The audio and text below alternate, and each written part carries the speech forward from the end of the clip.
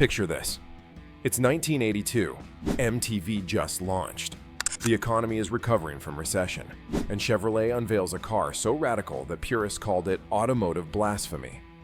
The third-generation Camaro didn't just break the mold. It melted it down and created something completely new.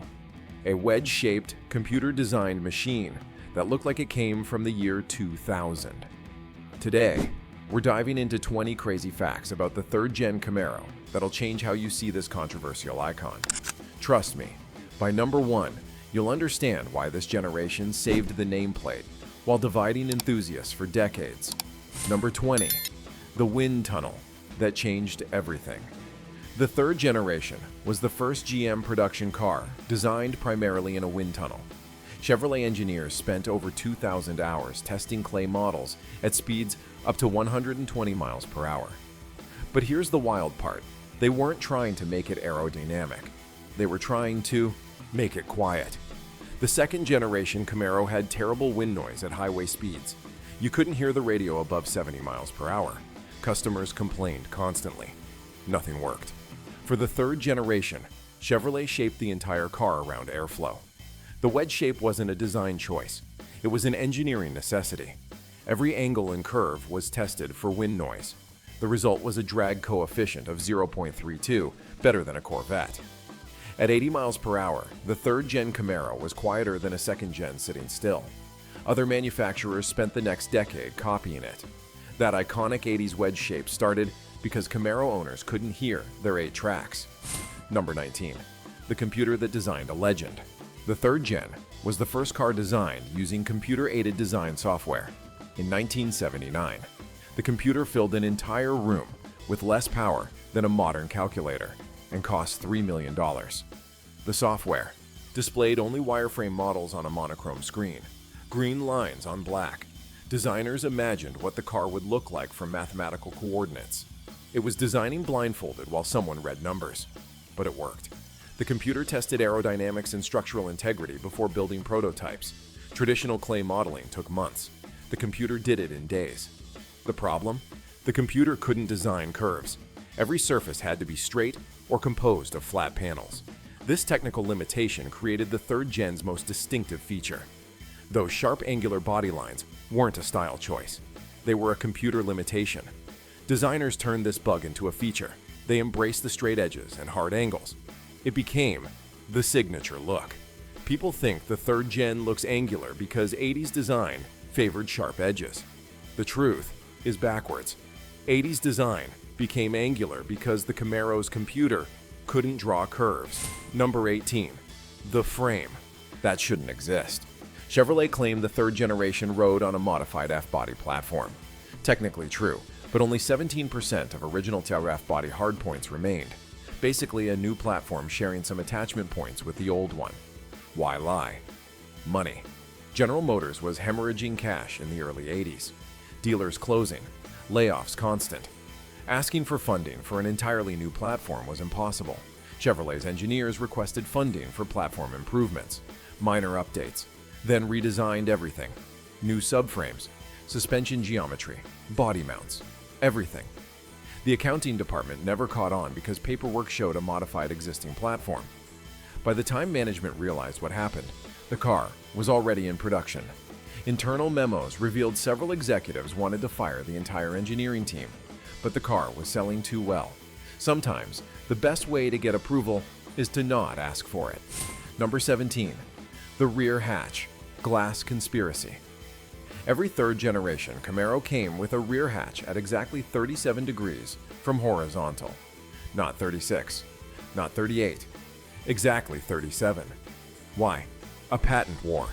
Toyota filed a patent claiming exclusive rights to rear hatch glass angles between 35 and 40 degrees on sports coupes. Chevrolet's lawyers found a loophole. The patent mentioned angles measured from the rear axle centerline. Chevrolet designed a hatch measuring 37 degrees from the bumper, but 34.9 degrees from the axle centerline. Outside Toyota's patent, the engineering required was insane. The entire rear body structure maintained 2 different angles simultaneously. Added cost and complicated manufacturing, but avoided lawsuits. Toyota never noticed because the visual difference was imperceptible. The third gen's distinctive rear hatch angle was a legal loophole made of glass and steel. Number 16. The Crossfire injection debacle. In 1982, Chevrolet introduced Crossfire injection on the Camaro. Twin throttle body injection. The future of technology. It was one of the most unreliable systems ever installed in production. The system used two throttle bodies feeding one plenum chamber. The throttle bodies went out of sync constantly. One would spray fuel, while the other didn't. The engine ran rich on one side, lean on the other. Spark plugs fouled. Catalytic converters melted. The service manual included a troubleshooting step that said if problem persists, replace entire system. That's not troubleshooting. That's admitting defeat. Chevrolet dealerships offered free conversions to carburation. Not advertised. Not officially acknowledged. But it happened. Today, Crossfire-equipped Camaros are worth less than carburetor models. Collectors avoid them. The only exception is fully documented original examples never started. Those are valuable as historical curiosities. Running Crossfire Camaros are projects waiting to happen. Number 15. The T-top structural disaster. Chevrolet marketed the T-top option heavily. Freedom. Open-air driving. They didn't mention structural problems. Cars with T-tops had fatal roof structure flaws. Without the solid roof panel, the body flexed excessively. Owners saw daylight between the T-top panels and roof when driving over railroad tracks. The body twisted so much that panels popped partially out of their seals. Water leaked constantly. Not just during rain. Morning dew would drip inside. The real problem was structural. Body flex caused stress cracks around windshield posts, rear hatches, and especially door frames. Cars with T-tops developed squeaks within the first year. By year 5, they sounded like they were falling apart. Chevrolet knew before production started. Their solution was reinforcement bars under the car, heavy steel bars connecting front subframe to rear. These added almost 70 pounds. They helped but didn't eliminate the problem. Finding a T-top third gen without stress cracks is almost impossible. Restoration shops automatically assume any T-top car needs structural repair. The open-air freedom came with a hidden cost owners paid for decades. Number 14. The digital dashboard that lied. The 1984 Camaro introduced an optional digital dashboard. Futuristic. Revolutionary. Also, a creative interpretation of reality. The digital speedometer updated once per second. At 60 miles per hour, you're traveling 88 feet per second. The speedometer would show 60, then update to show current speed, which might be 62 or 58. Drivers complained the speed reading jumped randomly. The digital tachometer updated every half second and displayed in 200 RPM increments. Useless for performance driving. You couldn't hold specific RPMs because the display only showed approximate ranges. The fuel gauge displayed in 8 segments. Each supposedly represented 1/8 of tank, but the segments didn't correspond to actual fuel volume. The top 3 segments represented the first quarter tank. The remaining 5 divided the rest. Chevrolet programmed the gauge to show empty with approximately 2 gallons remaining. The gauge showed empty when the tank was still 15% full. Owners learned to ignore the gauge and track mileage instead. The digital dashboard was discontinued. Today, functioning original digital dashes are rare because displays failed. The liquid crystal screens degraded. Backlight bulbs burned out. Finding replacement parts is nearly impossible. The space-age technology became obsolete faster than the analog gauges it replaced. Number 13. The European headlight modification. From 1982 through 1986, every Camaro sold in Europe had completely different headlights than American models. Different housings, different to electrical systems. European regulations required specific beam patterns. American sealed beam headlights couldn't produce. Chevrolet designed an entirely separate front end for European markets. Different fenders, different hood, different mounting points. A completely different front clip. The European headlights were objectively better. Brighter, more focused, better light distribution. American owners wanted them, but federal regulations prohibited importing them. Not DOT approved. Installing them was illegal. This created a black market. Enthusiasts traveled to Europe, bought the assemblies, and smuggled them back. Others bought through gray market suppliers. Chevrolet knew this was happening, but did nothing. They couldn't officially acknowledge European parts were better. The gray market continued until 1992. Lighting regulation changes allowed similar headlight designs in America. By then, third gen was almost out of production. Number 12. The automatic transmission that learned. The 1985 Camaro IROC-Z introduced revolutionary automatic transmission, a computer-controlled transmission that learned driving habits and adjusted shift characteristics. The transmission control module monitored dozens of parameters: throttle position, engine temperature, vehicle speed, engine load, ambient temperature. It would adjust shift points, firmness, and torque converter lockup based on conditions. Drive gently for a week and the transmission shifted early, prioritizing fuel economy. Drive aggressively and it held gears longer, shifted harder, prioritized performance. The learning happened gradually. Most owners never noticed because changes were subtle. But the system had a quirk. If someone else drove your car aggressively, the transmission adapted to their style. When you got your car back, it drove differently. The transmission took about 50 miles to relearn your habits. This led to confused owners after service appointments. Dealers would test drive cars hard to verify repairs. The transmission would learn that aggressive style. Owners wondered why cars shifted at higher RPMs. Nobody mentioned the learning transmission because most service writers didn't know it existed. The feature was buried in technical service bulletins. Today, this seems obvious. Every modern automatic has adaptive learning. But in 1985, it was borderline science fiction. Number 11. The tire size conspiracy. Every third-gen Camaro from 1982 through 84 came with P215/6 5R 15 tires from the factory. Chevrolet knew those tires were inadequate before launch. Internal testing showed the car needed at least P225 width for proper handling. The suspension was designed for it. Wheel wells had clearance, but Chevrolet deliberately chose smaller tires. Why? Corporate average fuel economy standards. CAFE regulations were brutal in the early 80s. Every manufacturer scrambled to improve fleet fuel economy. Larger tires increased rolling resistance. That slight increase hurt. Fuel economy numbers. By using smaller tires, Chevrolet improved the Camaro's EPA ratings by almost 1 mile per gallon. That 1 mpg made the difference between meeting CAFE standards and paying massive fines. The cost was handling. The Camaro on factory tires had terminal understeer. Car magazines complained constantly. Chevrolet's official response was that tires were appropriate for normal driving conditions. Translation: we know, but regulations made us do it. Enthusiasts immediately upgraded to wider tires. By 1985, Chevrolet quietly increased factory tire size to P245/50R16 on performance models. They never admitted the original size was inadequate. They just fixed it and moved on. Number 10. The Crossfire to TPI transformation secret. In 1985, Chevrolet replaced problematic Crossfire injection with tuned port injection. TPY was revolutionary. Smooth, powerful, reliable. Everything Crossfire wasn't. But TPI was designed in 1979, ready for production in 1981. It could have been in the third gen from day one. So why use Crossfire first? Politics. Crossfire injection was developed by Chevrolet's Rochester division. TPY was developed by AC Delco. Both divisions fought for the contract to supply fuel injection for all future GM vehicles. Rochester had more political influence. They got the contract despite having an inferior product. AC Delco was told their system would be used later if Rochester's had problems.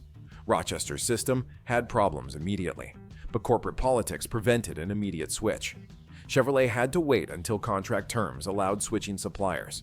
That took 3 years. During those 3 years, Camaro buyers got the worst system because of internal corporate politics. The TPI system finally appeared in 1985 and immediately proved superior. Better power, reliability, fuel economy.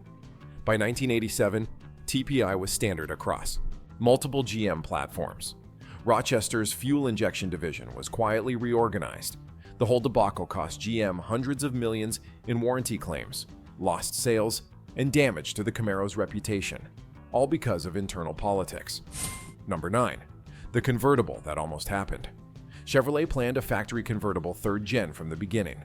Design work started in 1979. Prototypes built in 80. Production tooling ordered in 81. Then canceled. Why? The calculations didn't work. Building a structurally sound convertible required extensive reinforcement. Extra steel in rocker panels, a full-length backbone, reinforced door frames, additional cross-bracing. All this added almost 400 pounds. That weight would devastate performance and fuel economy. Worse, all that reinforcement would push the price up by almost $4,000. The convertible would cost more than a Corvette. Nobody would buy it. Chevrolet canceled. Engineering data. Several aftermarket companies offered convertible conversions. Cars International, ASC, and others would buy coupes, cut the roof off, and add their own reinforcement. These aftermarket convertibles had mixed results. Some were well built, others developed serious structural problems. Bodies would flex so much doors wouldn't close. Windshields cracked from stress. Some required welding every few years for metal fatigue. Chevrolet finally offered a factory convertible in 1987, the last year of third-gen production. By then, they'd figured out proper reinforcement. The 87 convertibles only weighed about 200 pounds more than coupes. But for the first 5 years, if you wanted a Camaro convertible, you trusted an aftermarket company with a saw. Number 8. The fuel tank location gamble. The third-generation fuel tank was mounted behind the rear axle. Unusual. Most cars had tanks ahead of the axle or between frame rails. Chevrolet chose the rear location for one reason: trunk space. Focus groups complained second gens had tiny trunks. The fuel tank took too much room. For third gen, Chevrolet moved the tank back to maximize cargo space. This created a potential safety issue. Rear-end collisions could rupture the fuel tank more easily. Chevrolet knew this. Crash testing showed the risk. Their solution was designing an elaborate rear structure absorbing impacts before reaching the tank. The system worked in testing. The tank survived impacts up to 35 miles per hour. But real accidents weren't as controlled as crash tests. Several high-profile accidents in the mid-80s involved fuel tank ruptures in third-gen Camaros. The media coverage was extensive. Safety advocates called for recalls. Chevrolet published crash test data showing the tank met federal safety standards. Technically true. They didn't mention standards were written for tanks mounted in different locations. The controversy eventually faded without official recalls. But Chevrolet quietly reinforced the rear structure in later model years. By 1986, additional crash protection was standard, never advertised. No recall issued. Existing cars never modified. Chevrolet just fixed the problem going forward and hoped nobody noticed. Number 7. The rear suspension geometry secret. The third-gen Camaro's rear suspension used a torque arm design, supposedly revolutionary. Chevrolet claimed it provided better traction and handling than traditional leaf springs. True. What they didn't mention was the design was stolen from a racing team. In 1978, a Trans Am racing team developed a custom torque arm rear suspension for their race car. The design was brilliant. It controlled axle movement better than anything else available. Chevrolet engineers saw the race car, recognized the potential, asked if they could study the design. The racing team said yes, assuming Chevrolet wanted to help improve race performance. Instead, Chevrolet took detailed measurements, photographs, notes, then used that exact design for the production third gen with minor modifications. The racing team found out when the third gen launched. They were furious. They contacted Chevrolet demanding compensation. Chevrolet's lawyers responded that the design wasn't patented, so it was public domain. Technically legal, morally questionable. The racing team couldn't afford a legal battle against General Motors. They dropped the issue, but never worked with Chevrolet again. The torque arm design became one of the third gen's best features. Excellent traction, predictable handling, easy to modify. All thanks to a racing team that generously shared innovation and got nothing in return. Number 6. The IROC naming rights disaster. The IROC-Z was the performance flagship. The name stood for International Race of Champions. Chevrolet paid IROC for naming rights starting in 1985. The contract seemed simple. Chevrolet pays an annual fee. IROC allows their name on the car. Everyone wins. Except the contract had a clause nobody at Chevrolet read carefully. IROC retained right to approve any marketing materials using their name. When Chevrolet tried to run a TV commercial showing an IROC-Z racing through mountain roads with aggressive driving and tire smoke, IROC's board rejected it. Why? IROC was a spec racing series. All cars were identical. The point was driver skill. not car performance. IROC's board felt advertising the Camaro as a performance car contradicted the series' philosophy. Chevrolet was baffled. They'd paid for naming rights to a racing series, but couldn't advertise racing. The lawyers got involved. Months of negotiations. Eventually, they compromised. Chevrolet could advertise the IROC-Z, but couldn't show it racing or driving aggressively. Every IROC-Z commercial from 1985 through 90 shows the car driving calmly on empty roads or sitting still. The here performance flagship couldn't be advertised as performance. The partnership ended in 1990 when Chevrolet dropped the IROC name entirely. By then, the IROC-Z developed a reputation based on word of mouth and magazine reviews, not advertising. Sometimes the best marketing happens when lawyers prevent actual marketing. Number 5. The 25th Anniversary Edition Mystery. In 1992, Chevrolet produced a 25th Anniversary Edition Camaro. Heritage stripes, special badging, unique colors. Very limited production. Except the numbers don't add up. The first Camaro was introduced in 1967. 25 years later is 92. Math checks out. But the third generation launched in 82 and ended in 92. The 25th Anniversary Edition was simultaneously celebrating the nameplate's history and the current generation's death. Dealers didn't know how to market it. Collectors didn't know how to value it. Adding to confusion, Chevrolet never specified production numbers. They said limited production, but not limited to what number. Some sources claim 1,500 units. Others say 3,000. Chevrolet's own records are inconsistent. The actual production number is lost. Today, people claim to own Anniversary Edition Camaros. Without production numbers, there's no way to verify authenticity. Some are real. Some are regular Camaros with anniversary parts added later. The whole situation is a mess of bad planning and worse record keeping. Number 4. The B4C Police Package Performance Secret. Chevrolet offered a police package 3rd gen starting in 1991. The B4C package. Most assume it was marketing. The reality was different. The B4C package was serious. Heavy-duty everything. Reinforced suspension, transmission cooler, engine oil cooler, larger alternator, certified speedometer, purpose-built pursuit vehicles. But here's the secret. B4C cars were faster than civilian IROC-Z models. Not on paper.